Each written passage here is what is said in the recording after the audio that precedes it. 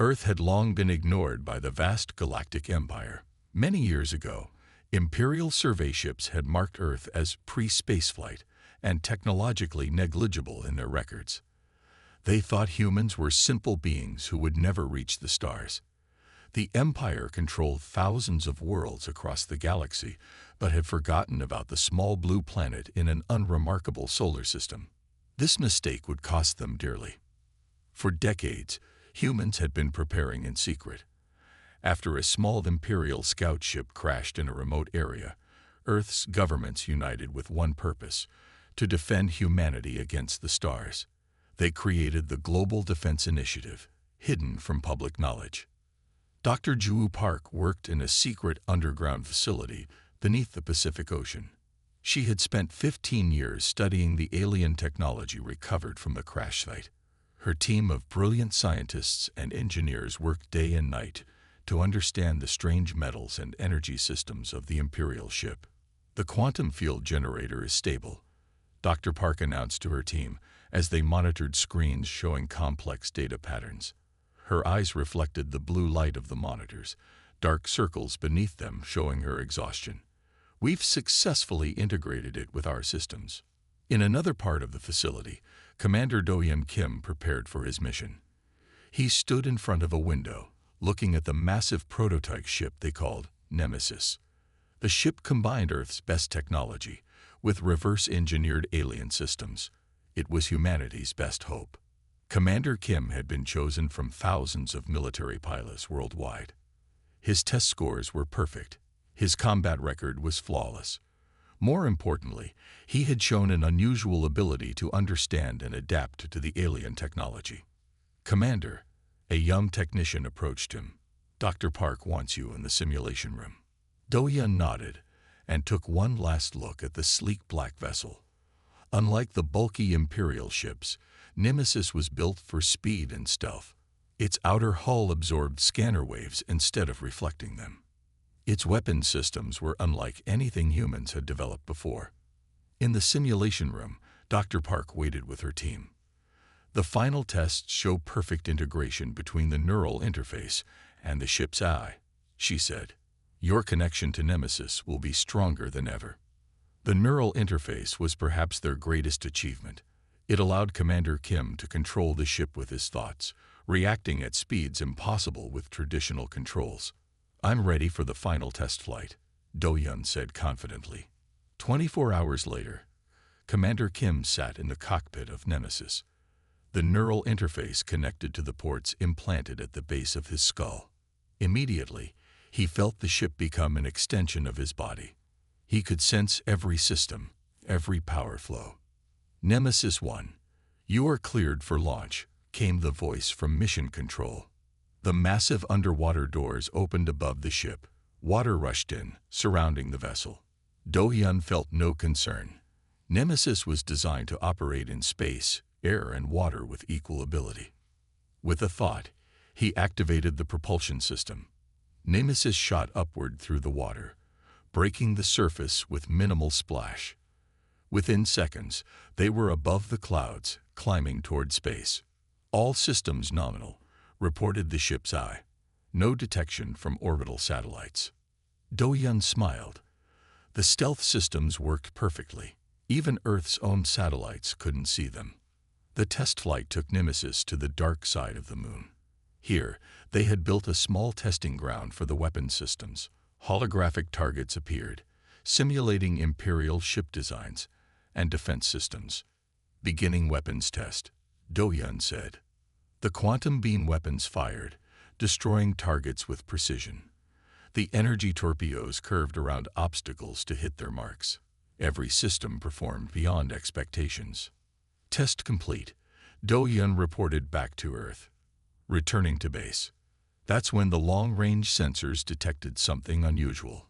At first, Do-Hyun thought it might be an asteroid cluster. But the patterns were too regular, too organized. "Computer, analyze these readings," he ordered. The AI worked quickly. "Commander, I am detecting multiple large vessels entering the solar system. Configuration matches Imperial design."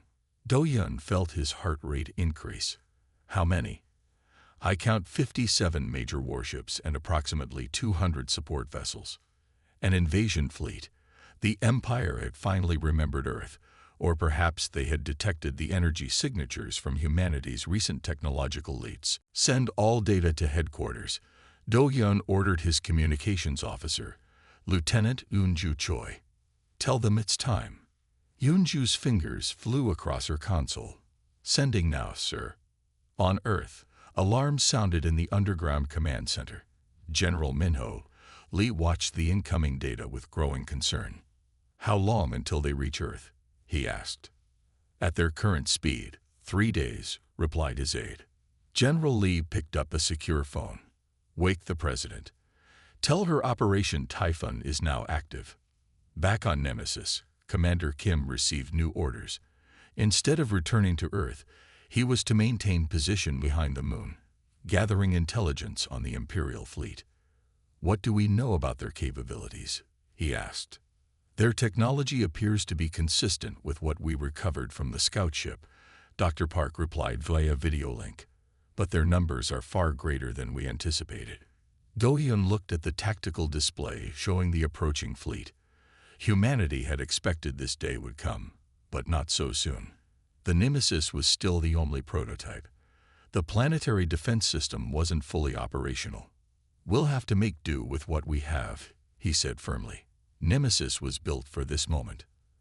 As the Imperial fleet moved closer to Earth, unaware of the small ship watching them from the moon's shadow, Commander Kim prepared for the fight of his life, a fight for humanity's very survival. Admiral Taejo stood on the bridge of his flagship, the Eternal Glory. It was the largest ship in the Imperial subjugation fleet. He watched the small blue planet on the main screen with bored eyes. His uniform was decorated with medals from 100 conquered worlds. This would be just one more. Admiral, we have detected primitive defense satellites in orbit, reported his first officer. Taejo barely looked up from examining his perfectly manicured nails. How quaint. Destroy them. Yes, Admiral. The officer relayed the orders.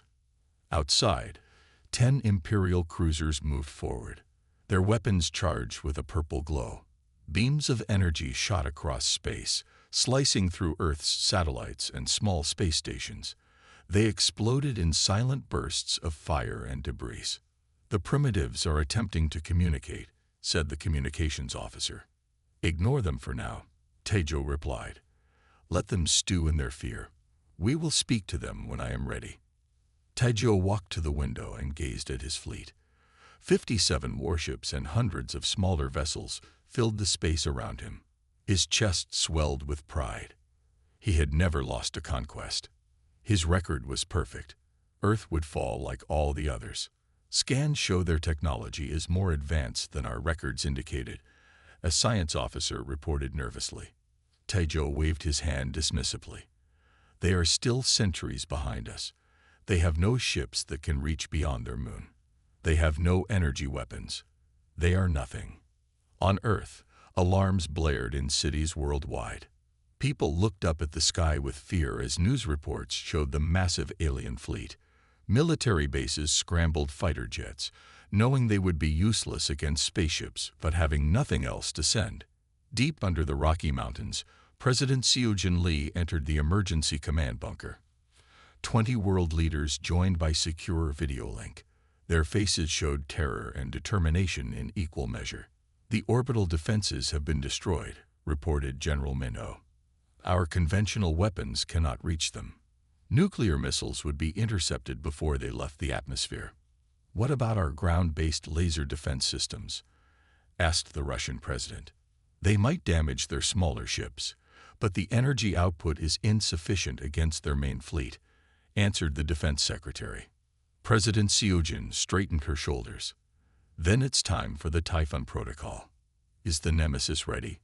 Dr. Park appeared on a screen. The prototype is fully operational, Madam President. Commander Kim is standing by.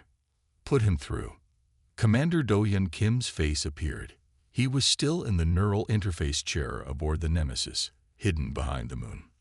Commander Kim, said President Seojin, her face grim on the view screen. You are authorized to deploy the Nemesis. You're all we've got." Do-Yun's expression remained calm despite the weight of her words. "I understand, Madam President. Nemesis will not fail."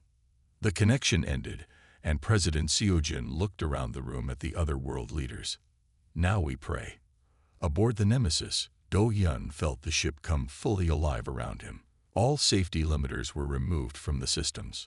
All weapons were armed. The quantum core hummed with power.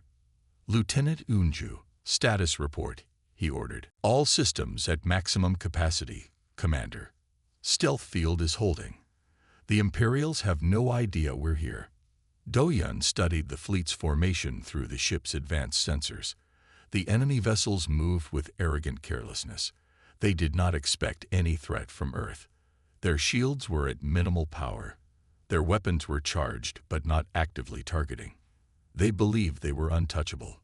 "Begin recording all communications. I want to understand their command structure," Do-Yun ordered. As the Nemesis recorded, they listened to Admiral Taejo giving orders to his fleet.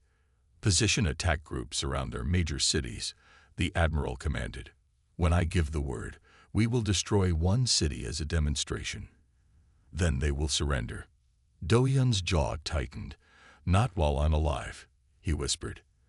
The Nemesis slipped silently from its hidden lunar base, using the moon's mass to shield its approach. The ship's outer hull absorbed all scan waves. Its propulsion system left no energy signature. It was a ghost moving through space. "Commander, I've identified vulnerabilities in their shield configurations," reported the ship's eye. "Their rear deflectors are weakest, and there's a communication relay ship that coordinates their defensive networks." Do-Yun nodded. "Show me." A holographic display appeared, highlighting one smaller vessel near the center of the fleet. It was surrounded by larger warships, protected but not hidden. "If we take that out, how long before they recover?" Do-Yun asked. "Estimated 3 to 5 minutes of shield disruption across all vessels," replied the AI. "That's our window then," Do-Yun said. "Plot an approach course. We'll hit that relay ship first, then target their command vessels while their shields are down." The Nemesis changed course, using the debris field from Earth's destroyed satellites as cover.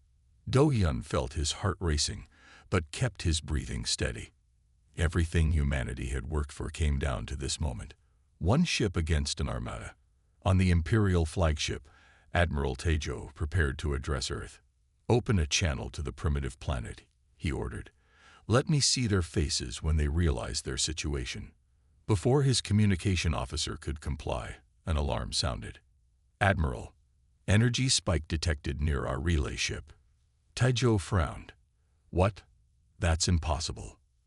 Outside, the Nemesis finally revealed itself. The black ship seemed to materialize from nowhere, directly behind the Imperial relay vessel. Its weapons fired, not traditional energy beams, but concentrated quantum pulses that passed through the Imperial shields as if they weren't there. The relay ship exploded in a brilliant flash. Immediately, status alerts blared across the Imperial fleet as shield systems fluctuated. "What is happening?" Taejo demanded, his casual confidence evaporating. Where did that ship come from? As the Imperial fleet scrambled to respond, the Nemesis was already moving to its next target, disappearing once more from their sensors. Do-Yun allowed himself a small smile. "Now they know we're here. Let's show them what Earth can do." Admiral Taejo paced the bridge of his flagship. His perfect uniform was now wrinkled, his face red with anger. The destruction of the relay ship had been unexpected. For the first time in his career, someone had surprised him. He did not like surprises. "Have you found the vessel responsible?" he demanded. "No, Admiral," his first officer replied nervously. "It vanished from our sensors." "Impossible. Nothing can hide from Imperial technology." Taejo slammed his fist on a control panel. "Find it." After several minutes of searching with no results, Taejo decided to continue with his original plan. His fleet still vastly outnumbered any force Earth could muster. One small ship was a minor annoyance, nothing more. "Prepare the communication systems," he ordered. I will address these humans myself. All across Earth, regular broadcasts were interrupted. Screens everywhere showed the face of Admiral Tejo, his golden skin and silver eyes marking him as alien to human viewers. His voice boomed from every speaker, translated into all major Earth languages. People of Earth, I am Admiral Tejo of the Galactic Imperial Fleet. Your planet has been selected for incorporation into our glorious empire. Your resources and people will serve a greater purpose under our rule. In living rooms and public squares, humans watched with fear and anger. Your pathetic defenses have been neutralized, Tejo continued. Your planet has 24 hours to surrender. Resistance is pointless. If you submit, your transition to Imperial control will be relatively painless. His lips curved into a cold smile. Should you resist, we will destroy one major city every hour until you submit. The choice is yours. We await your answer. The transmission ended. In the underground bunker, President Seojin met with her advisors. Can we stall for time? She asked. The Foreign Secretary nodded. We should respond with questions, requests for clarification about what surrender would mean. Each exchange could buy us hours. Do it, President Seojin ordered. Commander Kim needs all the time we can give him. In space, the Nemesis moved silently through the Imperial fleet. Do-Yun studied the enemy ships through advanced scanning systems. The neural interface fed information directly to his brain, showing shield frequencies, weapon capabilities, and communication patterns. I found something, he told Lieutenant Hunju. Their shield systems all operate on synchronized frequencies. It makes their fleet defense stronger, but it creates a potential single point of failure. Yunju finished his thought. Do-Yun nodded. Exactly. If we can disrupt the synchronization pattern, we might be able to create gaps in their defenses. While Do-Yun worked, Earth's diplomats opened communication with the Imperial fleet. They asked detailed questions about what Imperial rule would mean. They requested time to consult with all Earth nations. They cited the need to translate terms into hundreds of languages. Admiral Tejo grew increasingly irritated with the delays, but allowed the discussions to continue. Every minute that passed made him more confident. These humans were clearly stalling because they knew they had no choice but to surrender. Aboard the Nemesis, Do-Yun completed his analysis. I've identified the weak point in their shield matrix, he announced. Their shields are strongest at the front, but significantly weaker at the rear.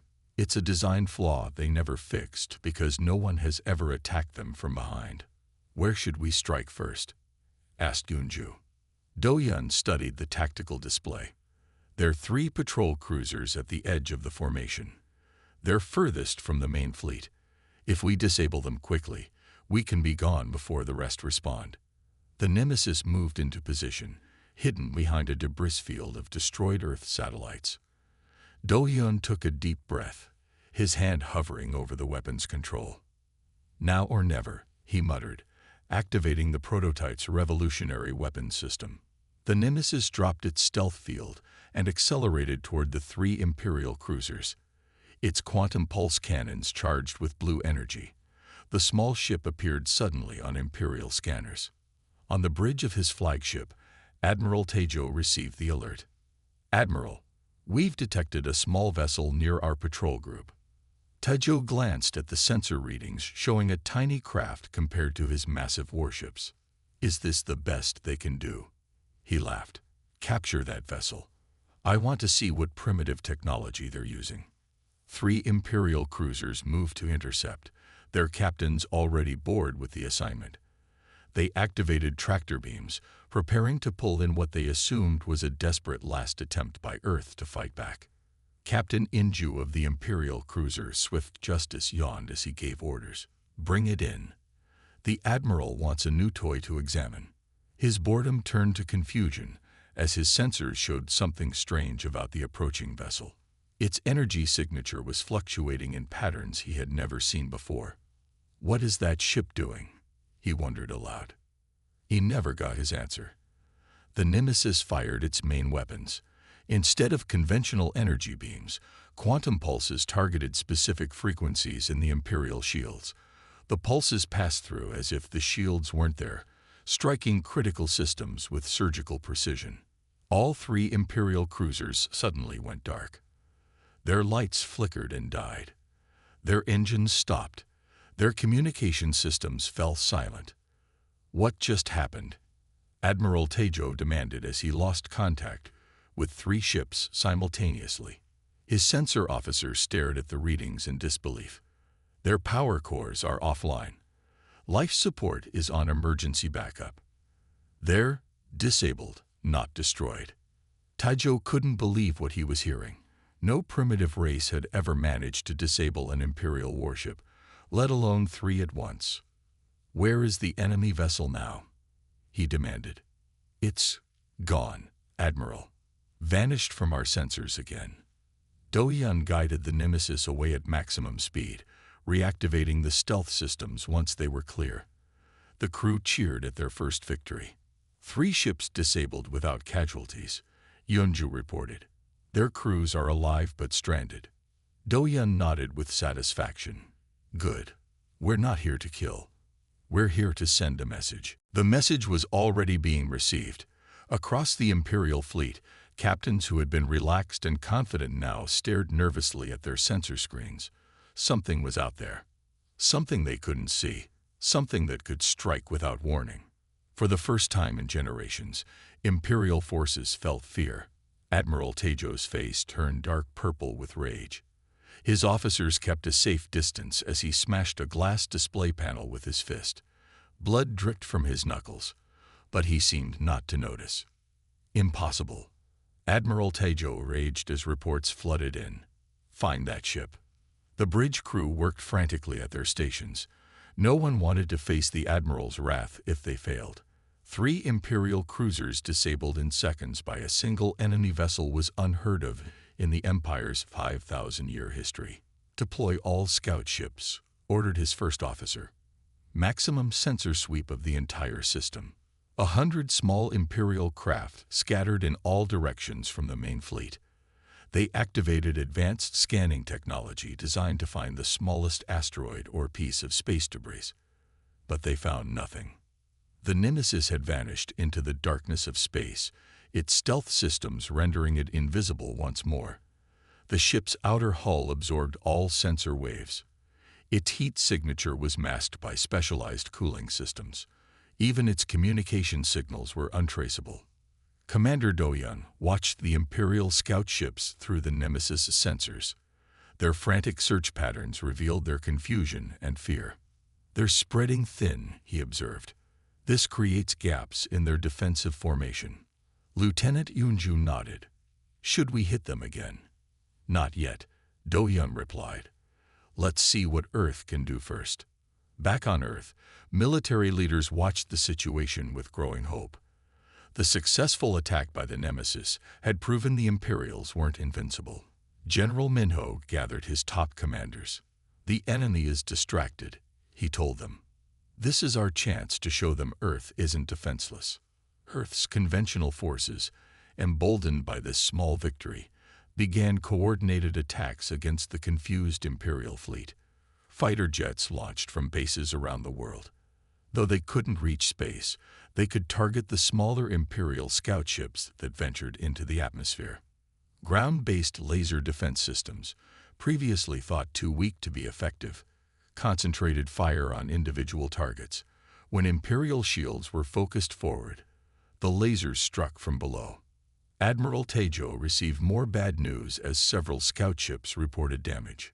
The primitives are fighting back, his officer reported. Crush them, Tejo screamed. Deploy attack squadrons to their major military bases.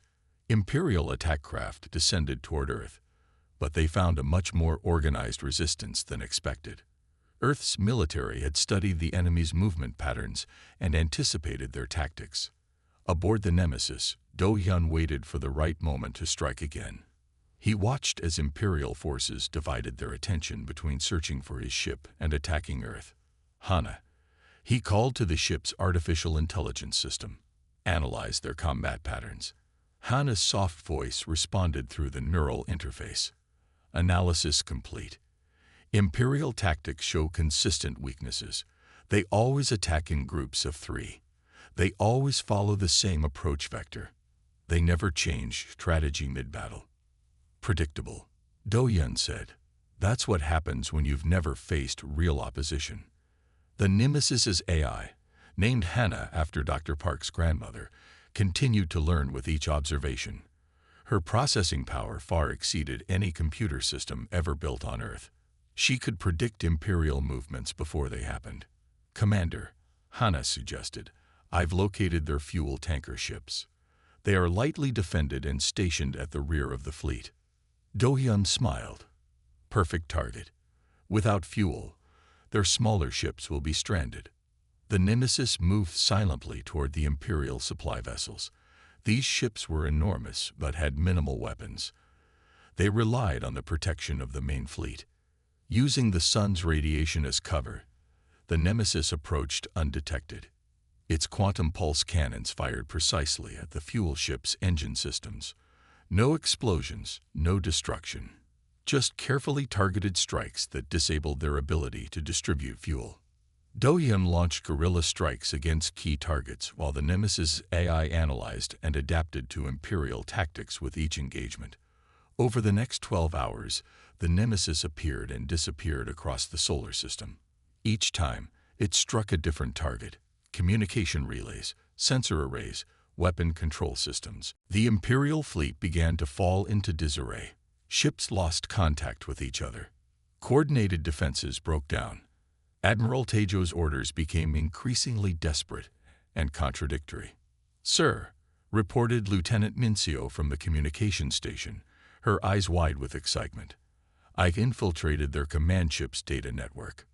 Do-Yun turned to her in surprise. "How?" "When they scan for us, they create a momentary connection. I used that connection to plant a data worm in their systems." Mincio had been the top cybersecurity expert on Earth before joining the Nemesis project. Their security is advanced but rigid. They haven't updated it in centuries. Do-Yun moved to her station as valuable intelligence poured onto their screens. Ship schematics, fleet positions, command protocols, and most importantly, Admiral Tejo's personal logs. "Listen to this," Mincio said, playing an audio file. Admiral Tejo's voice filled the bridge. "These Earth creatures are barely worth the fuel we'll spend subjugating them. My only concern is finishing quickly so I can attend the Emperor's celebration next month. I've already selected which humans will be presented as specimens for the Imperial Zoo." The crew of the Nemesis listened with cold anger. This confirmed what they had suspected. Do-Yun smiled grimly as he absorbed all the information. Their greatest weakness isn't technological, he realized. It's their arrogance.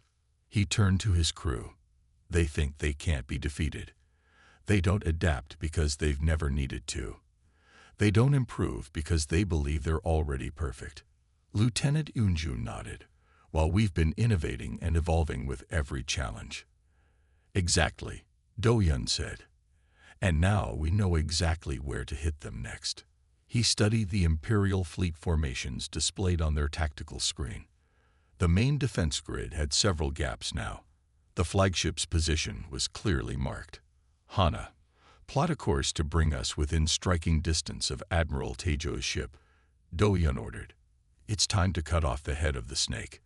The Nemesis turned silently in space, gathering power for its biggest assault yet. The crew prepared their stations. Earth's fate would be decided in the next attack. Admiral Tejo stood on his flagship's bridge, his uniform torn and dirty. He had not slept in 30 hours. The elegant officer who had entered the Earth system was gone. In his place stood a desperate man fighting for his career and his life. "Find that Earth ship and destroy it," he shouted to his officers. "I don't care what it takes." The remains of 3 disabled Imperial cruisers floated nearby. 12 smaller ships had been damaged or destroyed. Supply lines were cut. Communications were failing. And still, the mysterious Earth vessel continued to strike and vanish. "Admiral," his first officer said quietly, Perhaps we should request reinforcements. Taijo turned on him with wild eyes. And tell the Emperor I failed to conquer a primitive world. I would be executed. He grabbed a tactical display. No, we will end this now. Commit the entire fleet to hunting down this pest. Admiral Taijo committed his entire fleet to destroying the Nemesis, his reputation now hanging in the balance. Every Imperial ship moved away from Earth, spreading out in a massive search pattern. Aboard the Nemesis, Do-hyun watched the Imperial fleet's movements with satisfaction. They're taking the bait, he told President Seojin over a secure channel, moving away from Earth, just as we planned. How long until they reach the position? She asked. 3 hours. Is everything ready? The president nodded. All systems are in place. The defensive grid is fully charged. Do-hyun allowed himself a small smile. Then it's time for humanity's stand. For months before the Imperial invasion, Earth had been preparing its defenses. Using the alien technology from the crashed scout ship, scientists had built automated weapons platforms. These were hidden on asteroids, moons, and even disguised as space debris. Each platform contained quantum pulse weapons similar to those on the Nemesis. The platforms had remained dormant until now, their power signatures too low to detect. Now they waited for the signal to activate. The Nemesis moved toward Jupiter, occasionally revealing itself to lure the Imperial fleet forward. Each time an Imperial ship got close, the Nemesis would damage it just enough to enrage Admiral Taijo further. We've got them right where we want them, Do-hyun told Earth Command as he led the Imperial ships into position near Jupiter's orbit. Almost all ships are within the target zone. Do-hyun checked the status of his crew. Lieutenant Yoonju monitored the weapons systems. Lieutenant Minseo watched the Imperial communications. All were tense but ready. Remind me why we're fighting near Jupiter, asked a young crew member. The radiation from Jupiter will amplify our weapons while interfering with their sensors, Do-hyun explained. And its moons give us places to hide our surprises. Admiral Taijo's flagship led the Imperial Armada as they approached Jupiter's orbit. His tactical officer spotted the Nemesis, moving slowly as if damaged. There, the Earth ship, he shouted. It appears to be malfunctioning. Taijo leaned forward eagerly. All ships, close in. Do not let it escape again. The Imperial fleet moved into the exact position Do-hyun had planned for days. Their ships formed a half-circle facing Jupiter, with the Nemesis seemingly trapped against the giant planet's gravity. Now, Do-hyun said quietly. At his signal, Earth revealed its full defensive capabilities. Hidden weapons platforms throughout the solar system activated simultaneously, catching the Imperial ships in devastating crossfire. From Jupiter's moons, from nearby asteroids, from disguised satellites, energy beams lanced out from every direction. The Imperial ships had their shields focused forward, expecting an attack from the Nemesis. They were completely unprepared for attacks from behind and below. Dozens of ships lost power instantly. Others spun out of control as their engines were targeted. Admiral Taijo screamed in rage and confusion. What is happening? Where are these attacks coming from? Multiple weapon signatures detected throughout the area. His officer reported in panic. They were waiting for us. While the Imperial fleet struggled against the surprise attack, the Nemesis powered up its main weapon system. The quantum core glowed bright blue, channeling energy never before seen in this part of the galaxy. The Nemesis confronted Taijo's flagship directly, its quantum-based technology overwhelming Imperial defenses, never designed to counter such advanced systems. The flagship's shields flickered and died under the assault. On his bridge, Admiral Taijo watched in horror as systems failed around him. Impossible, he whispered. We cannot be defeated by primitives. The Nemesis positioned itself directly in front of the Imperial flagship. Its weapons had disabled the larger ship's engines and weapons, leaving it helpless. This is Commander Kim of Earth, Do-hyun transmitted as the Imperial fleet began its retreat. Remember this day. Humanity will no longer be ignored. His message went not only to Taijo, but to all Imperial ships, and through their communication relays, to the Imperial capital itself. For the first time in thousands of years, Imperial forces were in full retreat. "Take this message to your Emperor," Do-Yun continued. "Earth is not for conquest. We have studied your technology. We have improved upon it.